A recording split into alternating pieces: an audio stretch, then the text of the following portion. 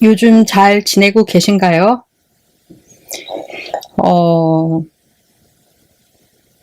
혼란스러운 세상에서 여러 가지 어수선한 나라의 일들로 인해서 많이 마음이 힘드셨을 것이라고 생각을 합니다. 저 역시 그랬고요. 하지만 그래도 하루하루를 살아가야 하는 우리이기 때문에 그러한 좌절이나 무기력함 속에서만 매여서 살 수는 없기 때문에 이렇게 희망을 갖고 살아간다라고 생각을 합니다. 스트레스 너무 많이 받지 마시고 그래도 이 세상 살아가면서 사람이 그럴 수도 있지 뭐 이런 것이 아니라 용서라는 마음을 가지시고 특히 나 자신을 스스로 먼저 용서할 수 있는 그러한 프로세서를 만드시면서 나 자신으로부터 나에게로부터 먼저 솔직해지시면서 나의 실수를 내가 먼저 받아들이고 내가 먼저 나를 잘못했네 라고 그렇게 받아들이는 삶을 하나씩 살다 보면 그런 감정을 갖고 지내다 보면요. 잘은 모르겠지만은 남의 말에 그렇게 신경을 쓴다던가 남의 물건을 뭐 갖고 싶다던가 남이 용서되지 않는다던가 그러한 것들로부터 많이 자유로워지실 것 같습니다. 무슨 뭐 엄청나게 거대한 말을 하려고 시작하려다가 보니까 제가 원래 말을 잘 하지를 못합니다. 그러다 보니 부족하지만 이해하시면서 들어주실 것이라고 생각을 하고요. 오늘 방송하게 된 이유는 이런 말을 들었어요. 많이 들어보셨을 것이라고 생각합니다. 안고 없는 찐빵이 아니라 찐빵 없는 찐빵. 이 말은 누가 하셨냐면요. 여당 대표, 원내대표님이신 권선동 원내대표님께서 하신 말씀이십니다. 이 말의 이유인즉 내란죄가 빠진 탄핵 소추안은 국회에서 통과되지 못했을 것인데 내란죄가 빠졌다. 그로 인해서 처음부터 내란죄가 거론되지 않았다라고 한다면 기존의 결과와는 다른 결과가 나왔을 것이다. 그렇기 때문에 찬성 결과가 많이 나왔고 그로 인해 탄핵 소추안이 통과되었다. 내란죄가 들어가지 않았다라고 하면은 그 효력은 상실했을 것이다. 라고 하셨습니다. 그러시면서 하신 말씀은 민주당이 헌법재판소에 제출한 탄핵 소추안에 내란죄가 빠진 부분에 대해서 이제 태클을 거신 것이죠. 이것을 그대로 받아치신 기자님들, 각각의 언론사 기자님들께서 제목성 이슈인 거죠. 소위 낚시성 기사인 것이고요. 그래서 오늘은 수사 권한에 대한 공수처 이분이 법을 모르신 것도 아니고 전직 검사여셨던 분이신 것으로 알고 있는데, 과는 같아도 학교는 다르지만 선배님이시지 않습니까? 그래서 다시 한번 그 법을 하시더라도 검사하시게 되면은 검찰청 들어가셔서 3년 지나시면은 법을 다 잃어버린다라고 들었습니다. 제가 형사소송법에 대해서 권성동 의원님께 1타 강의 해드리겠습니다. 돈 주고도 못 듣는 강의입니다. 권성동 의원님 제대로 들어주시기 바라고요. 기자님들 공소장 공부는 다 하셨나요? 공소장 공부 좀 하시고 공소장 이제 쓰셨으면 합니다. 자, 그러면 법원이 헌법과 법률에 따라서 영장을 발부했습니다. 그쵸? 이것은 세상 어떤 누구든지 대한민국 땅에서 사는 국민이라면 누구나 적용받는 것입니다.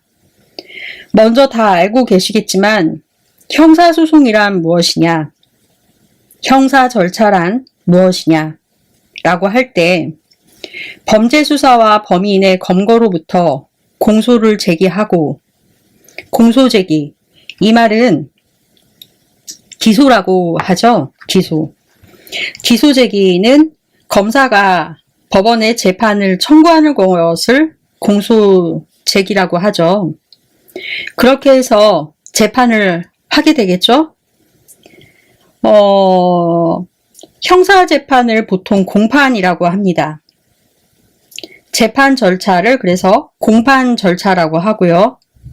그래서 재판 절차가 끝나고 나면 형을 선고하게 되고 집행하게 됩니다. 형사 절차를 넓게 보면 수사에서부터 형의 집행이 끝날 때까지의 전체 과정을 형사 절차라고 합니다. 그렇다라고 하면 넓은 의미에서가 앞에 설명해 드린 것이고, 좁은 의미에서의 형사소송은 공판 절차라고 합니다. 이것은 좁은 의미라고 합니다. 우리 형사소송법도 좁은 의미에서의 공판 절차를 집중적으로 규정하고 있는 그러한 규정들이 마련되어 있습니다. 많은 부분들이 사실은 수사에 준용되고 있습니다. 특히 재판 절차에 강제 처분 시 피고인을 구속한다든지 압수수색한다든지 법원이 할 수 있는데 강제 처분을 수사기관에서도 할 수 있습니다. 이것을 이제 강제 수사라고 하는데요. 강제 처분이라는 수사에 이제 준용이 되도록 형사소송법에서는 적용이 되고 있습니다. 형사소송법은 수사에 대한 부분, 재판에 대한 부분, 형 집행에 대한 부분도 조금 있습니다. 그렇게 만들어져 있죠. 형소법, 형사소송법은 형법에 적용되도록 구체적인 범죄에 대해서 그러한 절차법이라고 합니다. 최근 제법 꽤 오랜 시간 동안 오랜 부분 실제법 못지않게 절차법이 상당히 중요하다라고 하고 있습니다. 그렇게 하고 있고요. 그러니까 실제법은 이 형법이라는 것입니다. 실제법은 형법입니다. 형법에 무엇을 범죄로 규정하고 그 범죄에 대해서 얼마만큼의 형벌을 규정할 것이냐가 중요한 법적 문제겠죠. 적정하게 정의의 원칙에 맞게 범죄와 형벌이 알맞아야 하는 것이죠. 이 범죄와 형벌이 맞아야 하는데 그것 못지않게 어떤 절차에 따라 어떤 형벌을 선고하고 집행할 것이냐. 그러니까 절차가 정의롭고 적법해야 한다 하는 것입니다. 이것을 적법 절차라고 보통 많이들 부릅니다. 법에 의한 절차여야 한다라는 것입니다. 상대가 불법을 저지르고 무법으로 대한다고 해서 똑같이 불법으로 막무가내로 대할 수는 없습니다. 윤석열이 불법과 무법천지로 국가와 시민들을 대상으로, 국민들을 대상으로 대하고 있지 않습니까? 그런 사람에게는 우리도 똑같이 해야 되지 않느냐? 뭐, 눈에는 눈, 이에는 이, 이런 함무라비 법전처럼 그렇게 하면 안 된다라는 것입니다. 적법한 절차에 맞춰서 법에 의한 절차에 따라야 한다라는 것입니다. 뭐 선비 같은 말로 들릴 수는 있겠지만 우리 사는 사회의 최소한의 마지노선이 법이기 때문입니다. 적법이란 말이요. 처음에는 절차가 법률에 의거해야 합니다. 형식에 의한 형식적인 법정주의로 쓰였습니다. 이것이 점점 많은 내용으로 절차에 대한 부분도 많아지면서 절차 규정도 많아지고 절차를 규정하는 법도 내용적으로 정당해야 한다.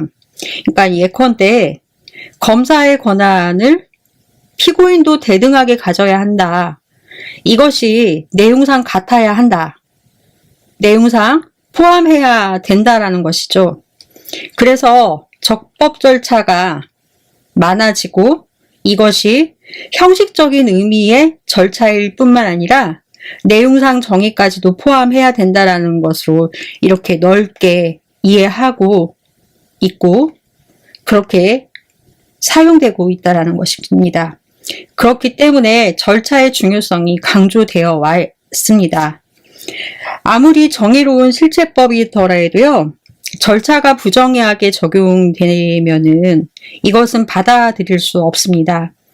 정당한 증거조사, 정당한 재판 절차를 통해서 처벌을 해야지 이 사람이 도덕적으로, 법적으로 잘못을 했다고 해서 일반적으로 국가가 형벌을 통해서, 그러니까 이 형벌이라고 하는 것은 선고를 집행한다라는 것입니다.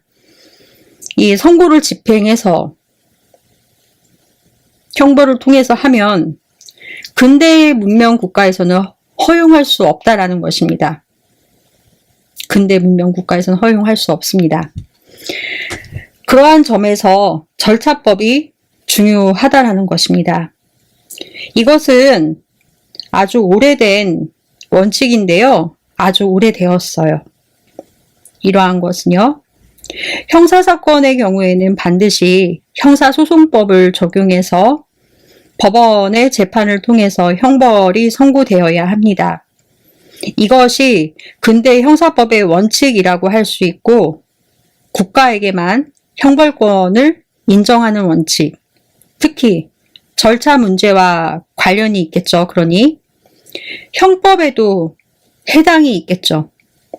국가만 형벌권을 갖는다.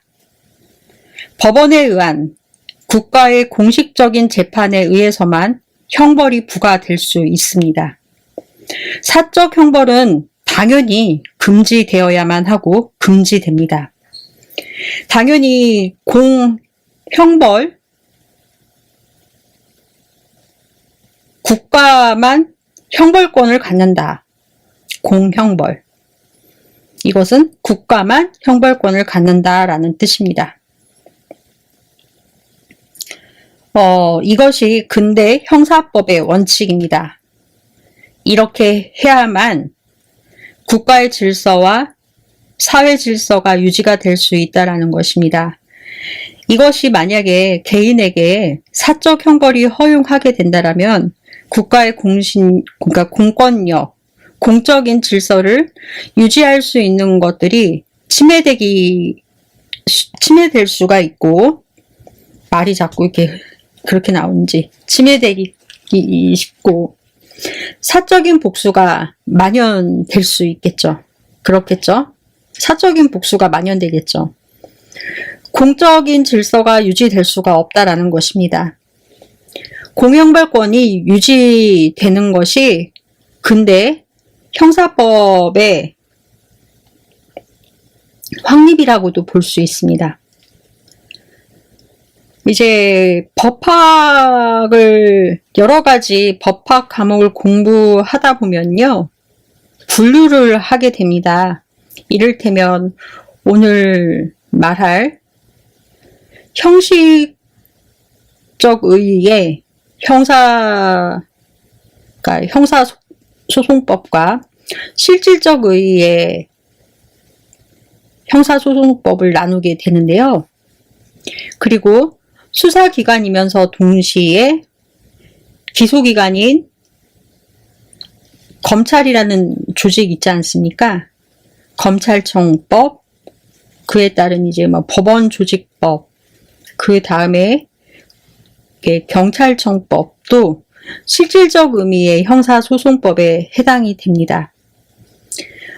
또 피고인을 대리하는 당사자의 한 사람인 변호사법도 넓은 의미에서의 형사소송법이 될 수 있습니다. 형사소송법을 기본으로 하는데 여기에 조금 변형이 되니까 조금 특별한 절차를 마련하거나 규정들이 여러 법률에 흩어져 규정이 되어 있어요. 그러한 특별한 절차법도 다 형사소송법으로 규정되어 있습니다. 넓은 의미에서. 여기에 뭐 소년법도 해당이 되고요. 그 안에 뭐 즉결심판에 관한 절차법, 그러니까 즉결심판이라고 하는 아주 경미한 사건에 대해서 바로 재판을 하게 만드는 그런 절차도 있지 않습니까? 그 다음에 뭐 국민의 형사재판이라고 하는 배심재판이라고 하죠. 배심재판에 관한 법률도 있고, 그래서 주로 중범죄이지만 피고인이 원하는 일정한 사건에 대해서 피고인이 원하는 경우에만 국민의 형사재판 참여에 대한 이제 형사재판, 국민 참여 형사재판을 할 수가 있습니다.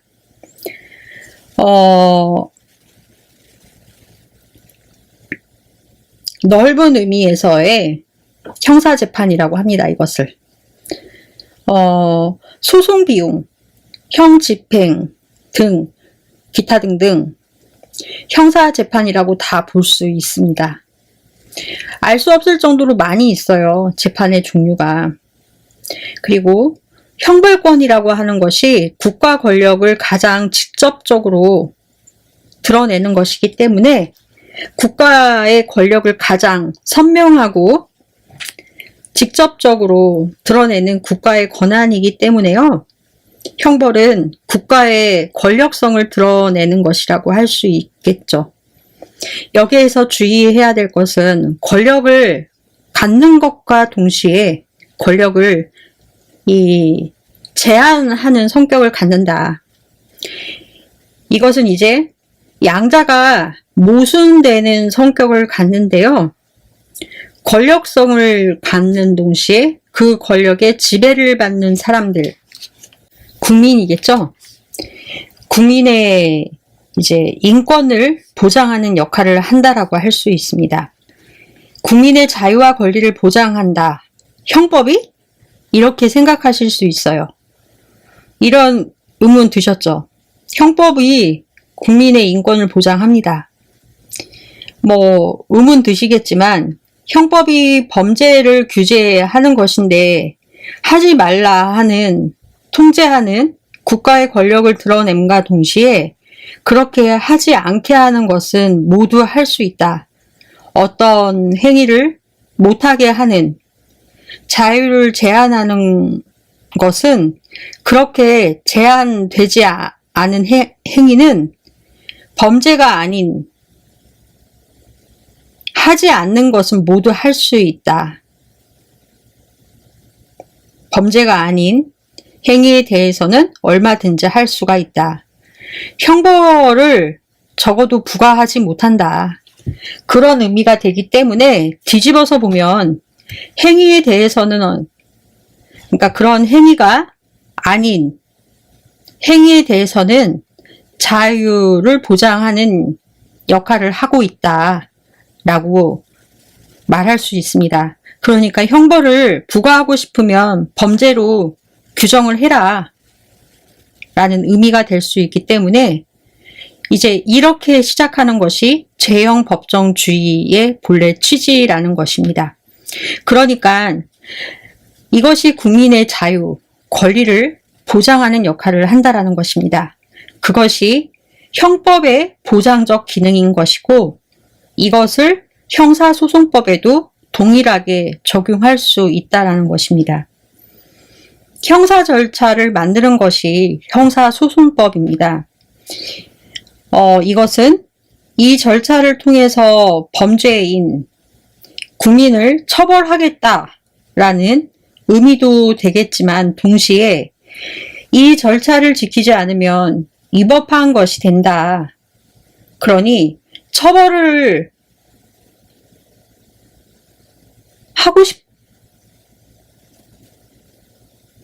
하고 싶으면 이 절차를 지켜라. 이것은 인권을 보장하는, 그러니까 처벌을 받고 싶지 않으면, 말을 잘못했다. 처벌을 받고 싶지 않으면 이 절차를 지켜라. 이것은 인권을 보장하는 역할을 하는 것입니다. 말을 이제 하다 보면은 말이 본의 아니게 다르게 나갈 때가 있어요. 여러분의 고품격, 고퀄리티, 여러분의 그 수준에서는 충분히 가려 들으실 수 있을 것이라고 생각을 합니다. 이렇게 틀리면 안 되는데 가끔 왕왕은 아니고 자주 그러는 것 같아요. 죄송합니다. 적법 절차가 이런 점에서 중요합니다. 그래서 적법 절차를 따르지 않으면 법을 통해서 상고를 한다든가 상소를 한다든가 할 수 있겠죠. 윤석열이 이제 재판을 지연시키기 위해서 계속해서 꼬투리 잡는 방식이죠. 하지만 아니죠. 정당한 이유가 될 수 없죠. 자신의 인권을 보장받기 위해 국가 권력을 이용해 자신의 자유와 권리를 제한한다라고 말하고 있는 것이죠. 자신이 계엄을 선언해 놓고 억지 주장을 하고 있는 것이죠. 모순되는 행위를 하고 있다라는 것입니다. 과거 어떤 법학자가 이런 말을 했습니다. 법전은 인민의 자유의 바이블이다.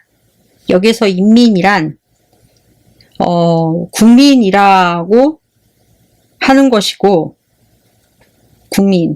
이 국민을 번역하면 이제 사람, people이라고 하는 것이고 그래서 왜 제가 예전에 백성 이런 거 설명해 드릴 때 인민 원래 가장 가까운 뜻은 국민은 일본식 느낌이 나서 인민이 가장 알맞는 말인데 이것은 빨간 냄새 나서 별로 안 좋아해서 가장 가까운 것은 사람인데 피플인데 그냥 국민이라고 한다 이런 말씀 드린 적이 있습니다. 바이블 서양에서는 권위 있는 텍스트를 의미하는 것이 바이블이잖아요. 법이 국민의 자유 권리를 함께 지켜주는 동시에 제약하는 역할도 한다. 형사소송법도 그런 역할을 합니다. 형사소송법은 정치 권력에 의한 역사성을 띠며 변화에 많은 영향을 받습니다. 검찰 개혁 같은 게 가장 대표적이라고 할 수 있겠죠. 그러면은 법원이란 무엇이냐? 법원. 우리가 왜 법원 간다라고 말씀들 하시잖아요. 법원은 무엇이냐? 많은 젊은 사람들이 요새 뭐 2030 해서 많은 말줄임을 쓰지 않습니까? 사실 이 말줄임은 법학에서 많이 나왔다라고 생각을 해요. 저는 법원. 법의 원칙을 법원이라고 합니다. 법의 원칙을 줄여서 법원이라고 합니다. 그러면 이 소스가 어떻게 되는 것이냐? 법에 의해서만 헌법 제12조 1항 형사 절차 법정주의 누구든지 법률에 의하지 아니하고는 체포 구속 수색 압수수색 또는 신문을 또또또또 법률에 적합하지 또또또또 아니하고는 아니어야 한다. 블라블라 이렇게 나와 있습니다. 반드시 법률에 의하여야 한다. 그렇다고 하면 이것은 법을 공부하는 사람들은 필수로 알아야 하는 것입니다. 네, 제가 일일이 안 읽어드려도 이제 PPT 띄워놓을 것입니다. 법을 공부한다라는 사람이라면은 12조를 여러 번 써봐야 될 필요가 있습니다. 12조가 헌법 12조 1항. 저는 그랬습니다. 그러면 적법 절차가 무엇이냐에 대해서 많은 이론이 있습니다. 처음에는 절차라고 생각했는데 이것이 내용이 확대가 되면서 그 절차의 내용도 정당한 것이어야 한다. 내용이 정의로워야 한다. 그러면 내용이 정의로워야 한다. 법치주의와 같다. 법에 의해서 국가 권력이 제한을 받는, 즉 통치권이 제한을 받는 이런 원리를 말하는 것인데요. 이것이 형식적 법치주의로 흐르면서 법률에 근거하면 모두 괜찮은 것 아니냐. 이러한 질문은 2차 세계대전을 거치면서 전쟁을 일으킨 국가들, 독일, 일본 이런 나라들 있지 않습니까? 형식적으로는 모두 다 법률에 의해서 모두 권력을 장악했단 말입니다. 이것이 형식적 법치주의의 한계 아니냐. 이러한 고민들을 했습니다.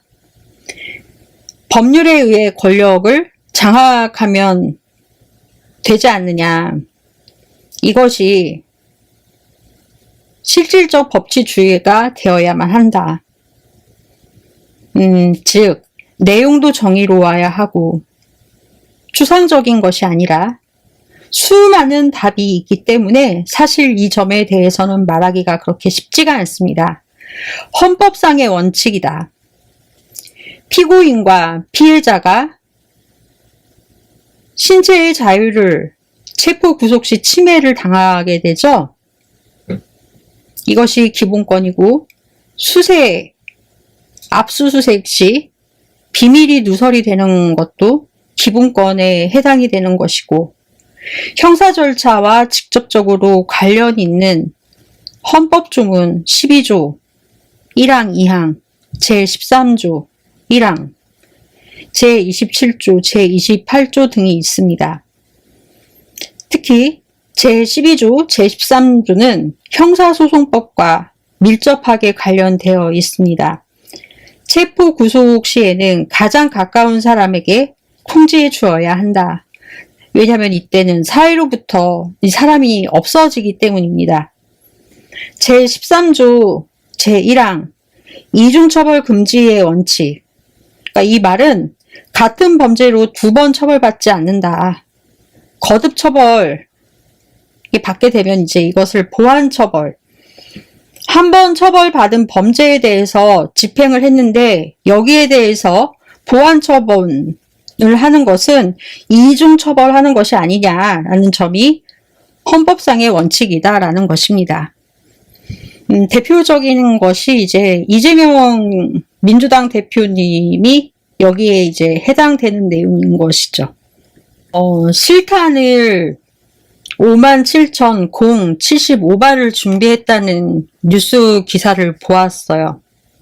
그러니까 총이라고 해서 막연하게 영화 장면이나 이렇게 떠올리고 그랬어요.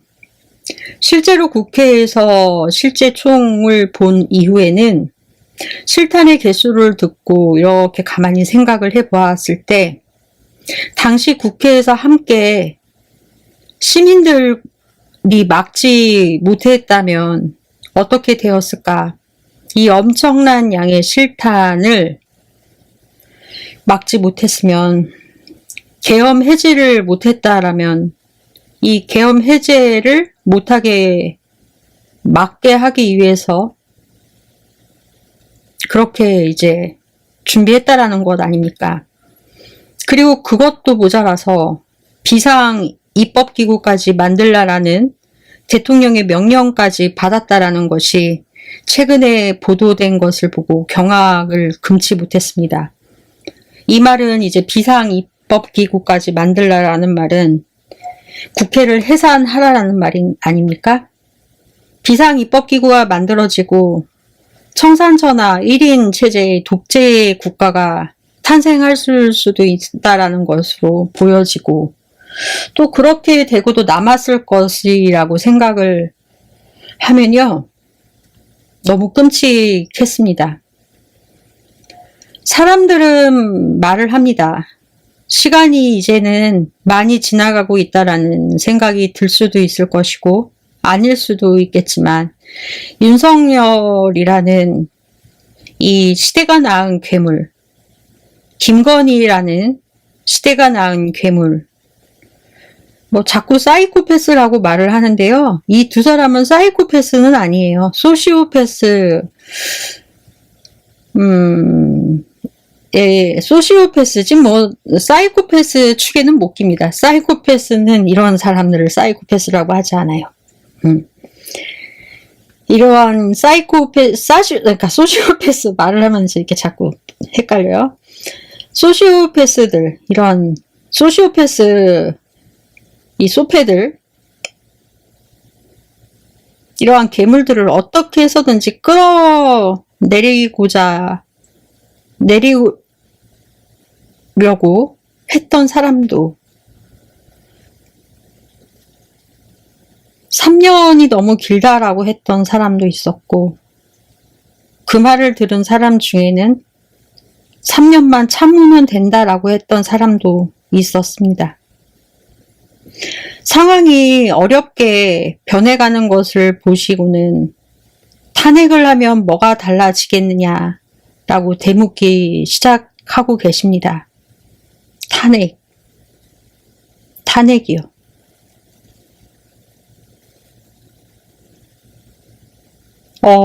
예전 방송에서 말씀드렸지만 저는 정말로 12월 달 안에 윤석열이든 김건희든 둘 중 하나든 목을 따러 가려고 했어요. 정말로.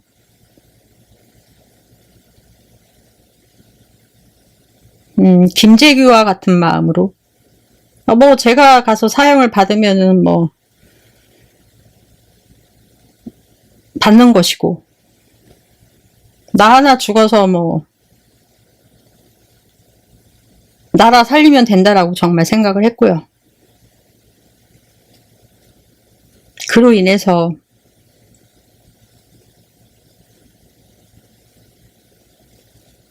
대한민국 사람들 모두 다 잘 살고,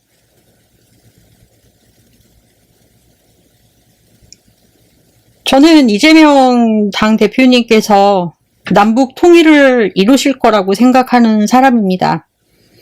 불교 철학을 공부한 저로서는 또 그리고 간호학을 공부하고 현대 과학을 전문적으로 공부하고 종사하는 저로서는 뭐 딴소리 같을 수는 있으시겠지만은, 타노 스님이라고 계세요. 타노 스님. 저는 타노 스님의 말을 가끔 생각을 하는데요. 타노 스님이 말하신 그분이 저는 이재명 당대표님이라고 생각을 하고 있기 때문에, 나라와 민족을 위해서 내가 뭐 대단한 건 아니지만 할 수 있는 게 그거밖에 없으면 나는 그거라도 할 수 있다. 내가 이제 살인자 되는 게 싫었나? 나 같은 작은 미물이 살인자 되는 거를 싫으신 제가 믿는 신께서는 윤석열의 마음을 움직이셔서 생각보다 빠르게 탄핵의 길로 인도해 주셨어요. 정말로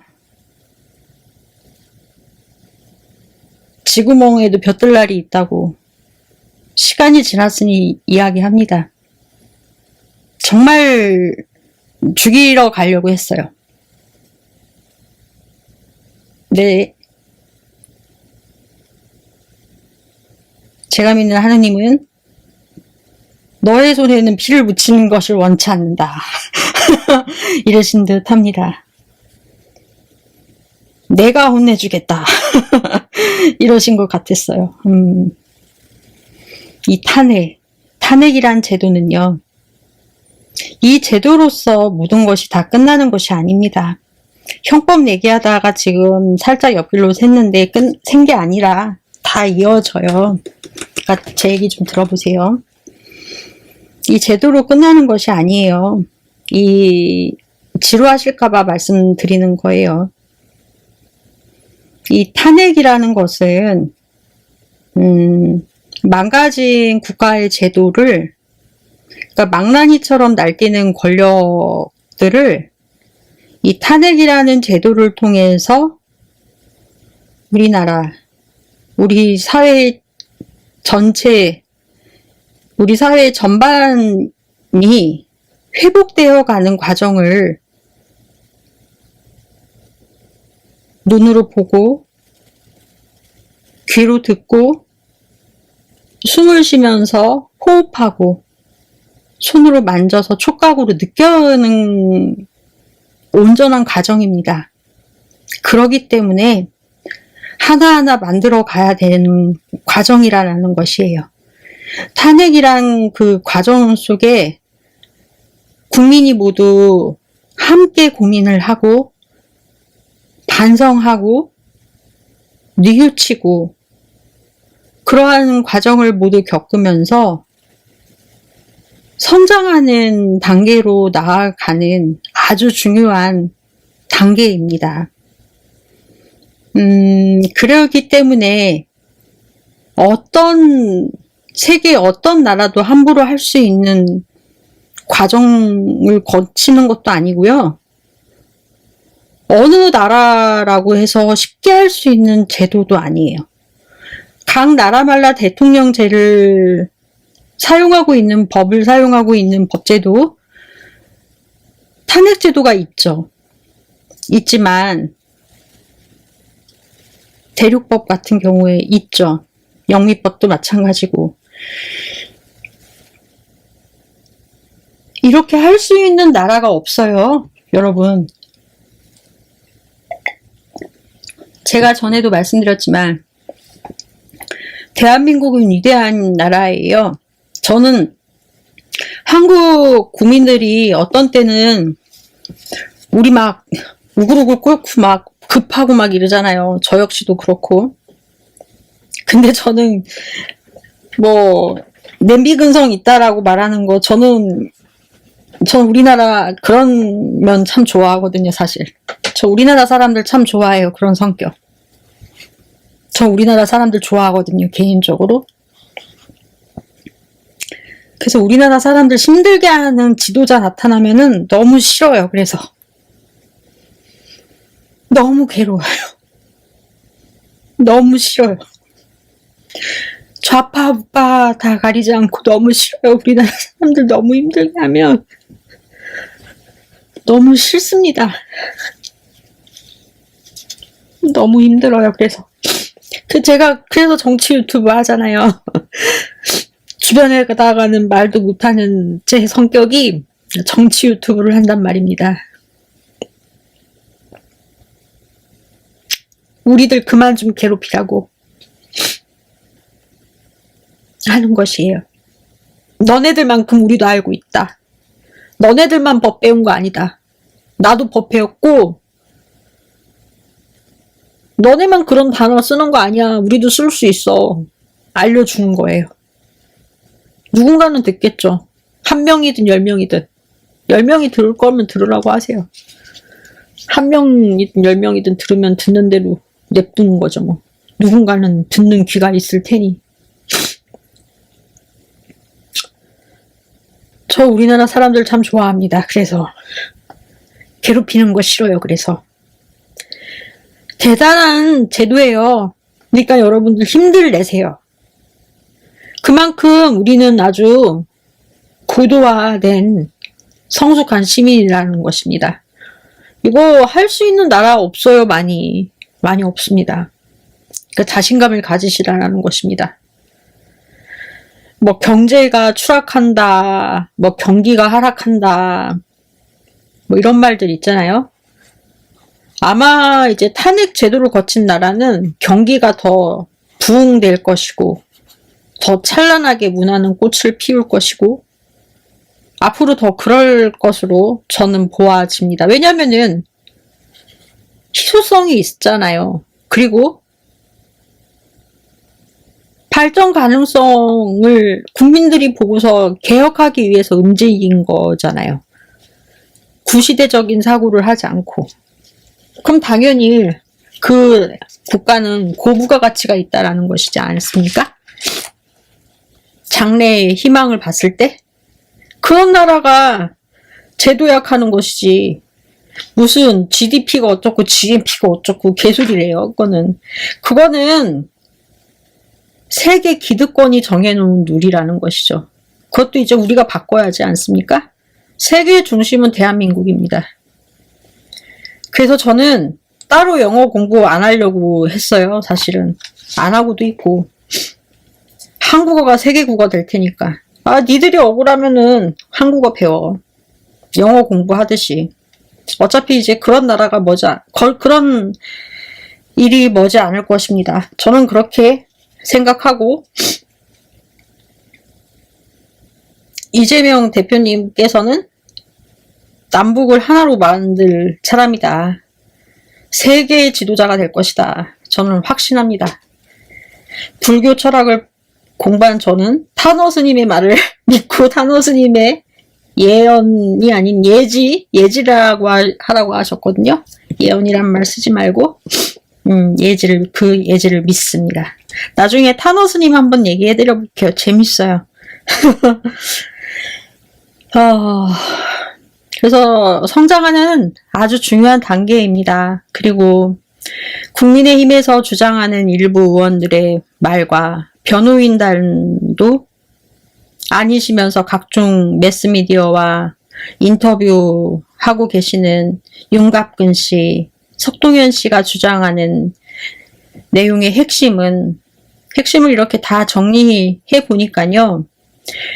무죄 추정의 원칙을 말하고 있더라고요. 어제의 경우는 뭐 윤석열 사형이라는 말에 왈칵 하셨다라고 들었는데 무죄 추정의 원칙을 주장하시려면 형사 피고인 탄핵 당사자인 윤석열의 판결이 확정될 때까지 누가 입증하실 것인지부터 말씀들 하셨으면 합니다. 무죄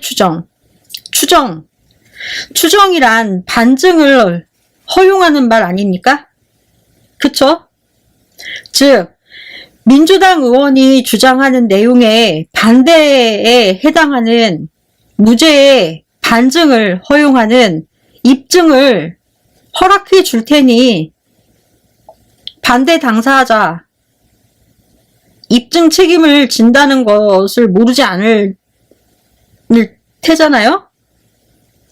그쪽에서 형사소송법의 기본 중에 기본인 거증 책임이니 피고인이자 검사 출신인 윤석열 또는 그 변호인들께서는 입증 책임이 각자 지셔라. 뭐 또 본인 사건에서는 검사가 아니라고 하시면서 입증 책임이 없다라고 하고 뭐 또 그렇게 하실지는 모르겠네요. 이분은 말이 하도 많이 바뀌어서 그렇습니다.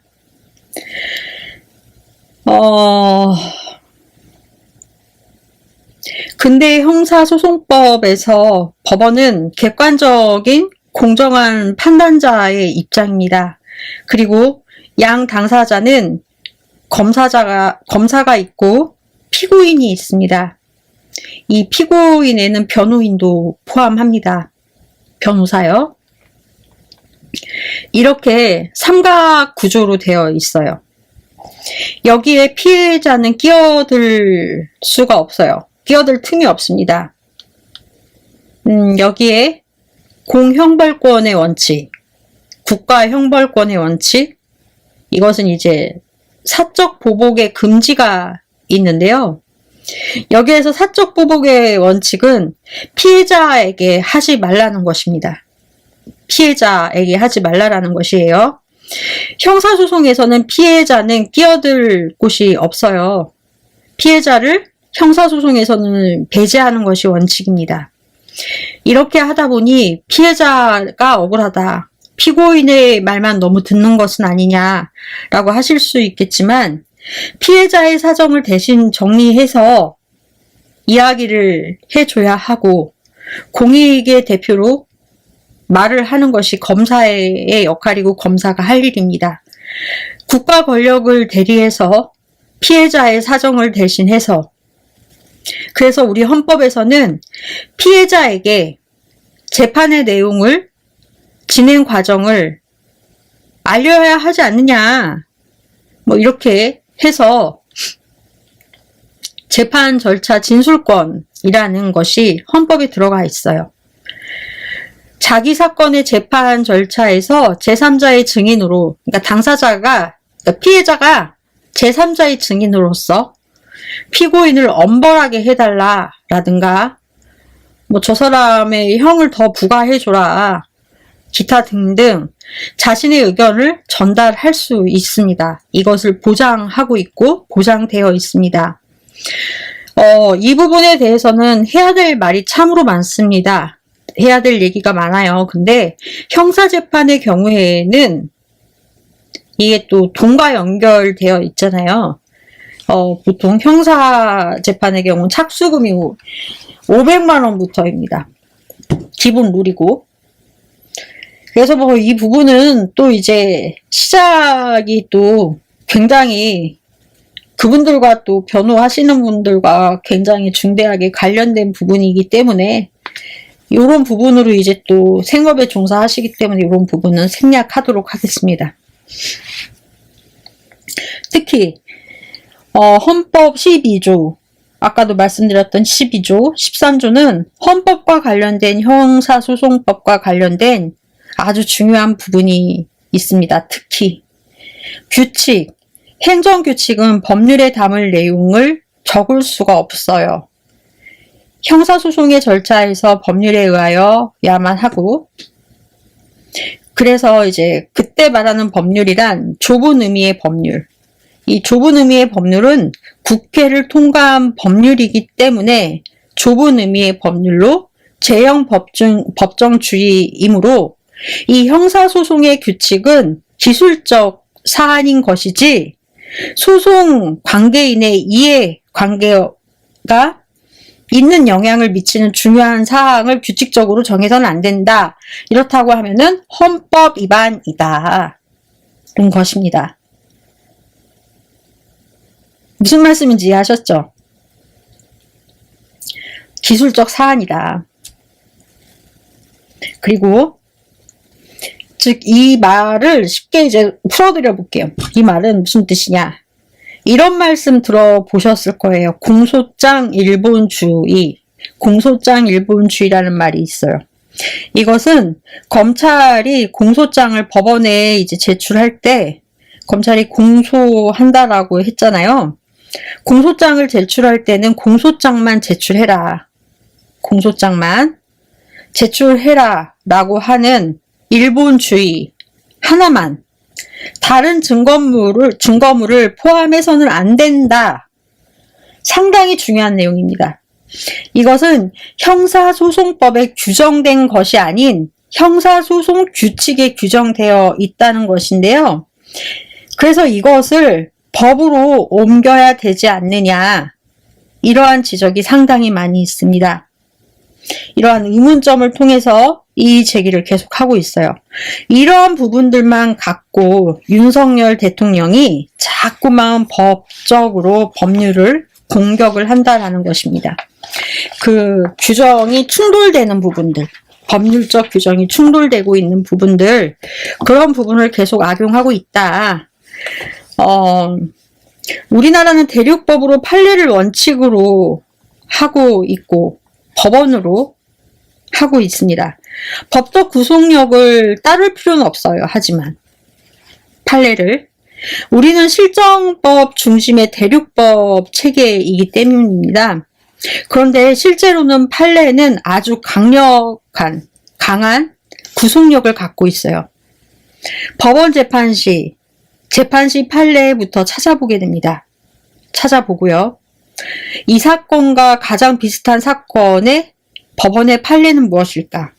그래서 법원의 판례를 찾아보게 되고 또 그것이 어떠한 영향을 미쳤는지 그 영향을 찾아보게 되고 이때 상급 법원의 판례는 일반적으로 따르게 되어 있어요. 그런데 하급 법원이 판례를 따르지 않을 수도 있겠죠. 예컨대 현재까지의 판결과는 반대되는 이제 하급 법원의 판사가 다른 판결을 할 수 있다라고 손 쳐볼게요. 그러한 판결이 이루어질 경우 상대방 측은 이제 상고하게 되겠죠. 이렇게 돼서 상급 법원으로 가게 된다라고 하면요.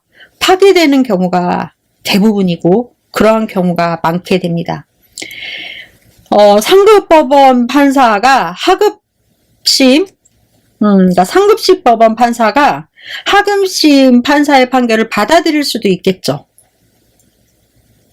하급심 판사의 판결을 받아들일 수도 있어요. 상급심 법원 판사가 받아들일 수도 있어요.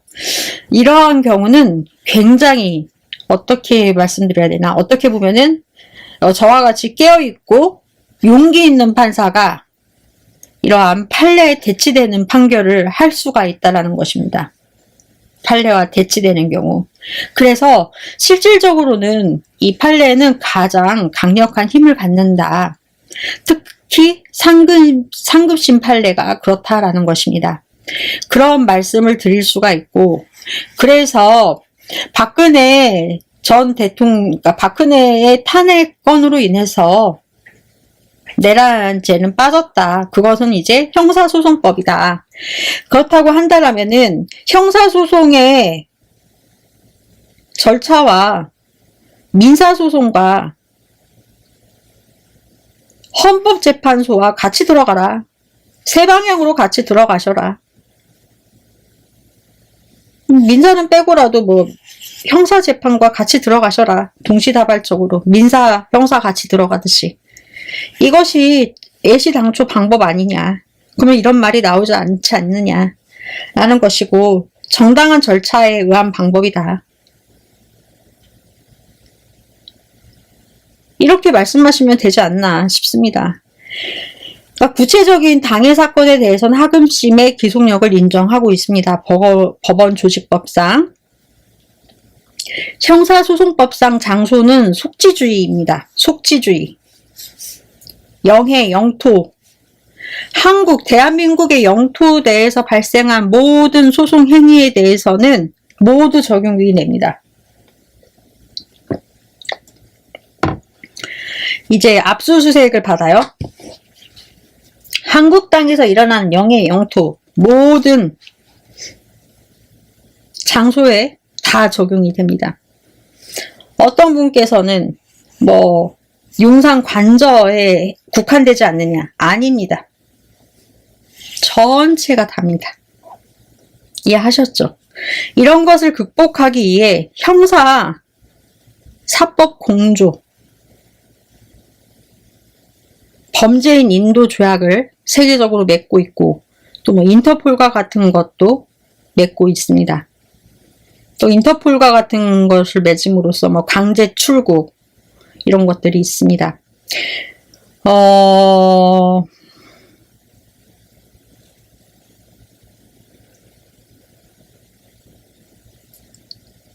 그러니까 절차의 혼돈으로 적용 시점을 정해놓고 하는 그러니까 실체법과는 차이가 있다. 절차법에는 소급효 금지의 원칙이 적용되지 않는다. 라는 것입니다. 행위시 법주의는 행위를 할 때 그것이 범죄로 규정이 되는 것인지 행위 이후에 법을 만들어서 그 이전의 행위를 처벌한다. 이러면 안 된다라는 것입니다. 그래서 저는 예상하건대 한덕수 권한대행은 탄핵이 인용되지 않을 것이다 라고 보고 있습니다. 소급효 금지의 원칙에 의해서 공무원법도 있고 해서 그러니까 이것을 만약에 아시고 이재명 대표와 민주당에서 이렇게 해서 뭐 단순히 약간의 뭐 겁만 주기 위해서 그랬다라고 하신다면은 뭐 굉장한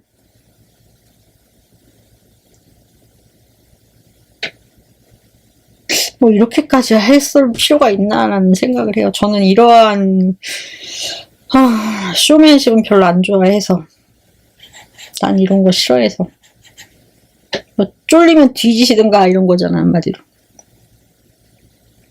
나도 이 에너지를 써야 되잖아요. 싫다는 거죠 이제.